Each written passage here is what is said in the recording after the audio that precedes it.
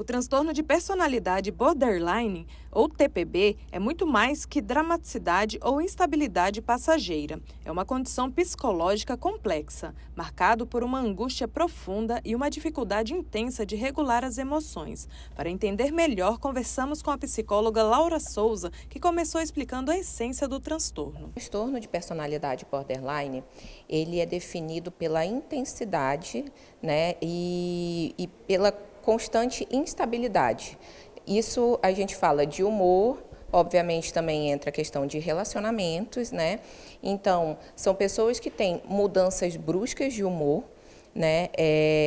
Também tem compulsividade, então também tem a questão da compulsividade, e aí isso gera questões e problemas nos relacionamentos. Às vezes a pessoa ela sente uma sensação de abandono e de vazio muito forte, então essa dificuldade desse autoentendimento, né, que ela sente, e além disso a questão de compulsividade. E a compulsividade ela pode vir através de compulsividade por compras, e a irregularidade dessa mudança brusca de humor está no TPB, né, que é o transtorno de personalidade borderline. Na cultura popular, o termo borderline é muitas vezes usado de forma leve e até pejorativa, o que contribui para o estigma e a descrença na dor real das pessoas. A psicóloga alerta para os equívocos mais comuns.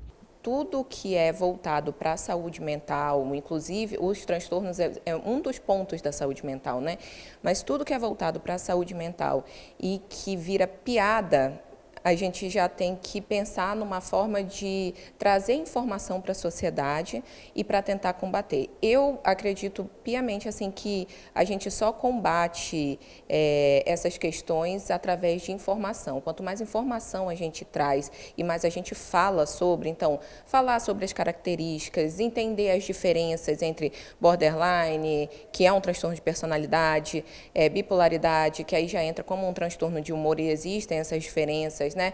Falar sobre saúde mental sem tabu é a forma mais viável, né, de combater. A instabilidade não fica contida apenas no mundo interno. Ela transborda para todos os relacionamentos, que se tornam intensos, conflituosos e marcados pelo medo do abandono. Nesse contexto, a rede de apoio não é apenas importante, é fundamental para a recuperação. A gente fala sobre trazer informação para que as pessoas sejam mais flexíveis e tenham um entendimento maior sobre a causa, assim, a causa que eu digo, por que aquela pessoa está agindo daquela maneira.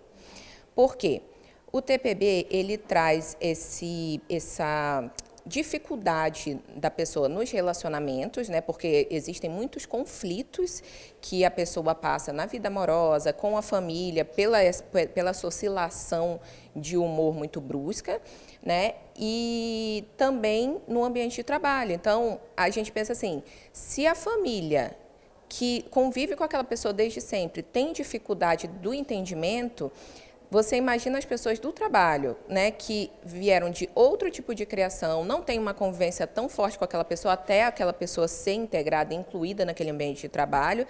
Então, tem mais dificuldades, né, de questão de comportamento. Então, a partir do momento que a pessoa ela tem um diagnóstico de TPB, é muito importante que ela deixe isso claro também para as pessoas ao redor dela sobre o diagnóstico e que as pessoas que saibam disso sejam mais flexíveis. O papel da rede de apoio é crucial, mas ela também precisa de orientação. A rede de apoio tem um papel fundamental porque entre as questões de tratamento, a gente não tem cura, né? É um transtorno de personalidade que não tem cura, mas entre as questões de tratamento, a gente fala muito sobre terapia, né, que é o acompanhamento com o profissional de psicologia, a medicação, que é o acompanhamento com o profissional psiquiatra, e a gente fala sobre psicoeducação. Quando eu trouxe, inclusive, um pouco de psicoeducação sobre a questão da sociedade, mas a psicoeducação ela também inicia na própria rede de apoio, porque uma pessoa que manifesta o TPB,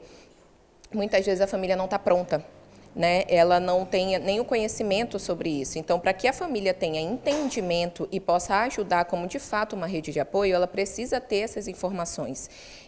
Então, a psicoeducação, a partir do profissional de psicologia, normalmente, quando a pessoa tem o diagnóstico do TPB, ele explica muito para a família e explica sobre o que isso pode causar.